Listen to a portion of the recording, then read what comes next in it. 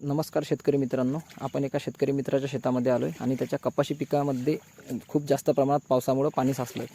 शेतकरी मित्रांनो, जर तुमच्याही कपाशी पिकामध्ये असं पाणी साचलं असेल तर तुम्हाला माहितीच आहे की त्या जागेवरची कपाशी हे ऑटोमॅटिक वाळून जाते. तर शेतकरी मित्रांनो, त्याच्या मागचं कारण जर बघितलं तर आपण टाकलेल्या खतातील नत्राचं प्रमाण हे पाण्यासोबत वाळून जातं आणि कपाशीच्या खोडाशी फ्युझेरियम नावाची बुरशी खूप जास्त प्रमाणात वाढते आणि त्याच्यामुळे आपली कपाशी ऑटोमॅटिक जागेवरती वाळून जाते. तर शेतकरी मित्रांनो, याच्यासाठी आपण काय उपाय करू शकतो?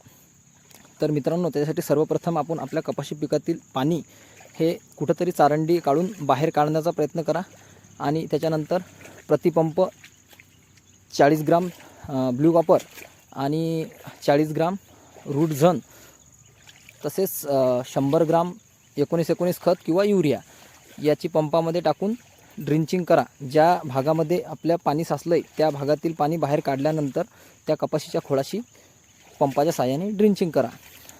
तुम्हाला त्याचा नक्कीच रिझल्ट पाहायला मिळेल. धन्यवाद मित्रांनो.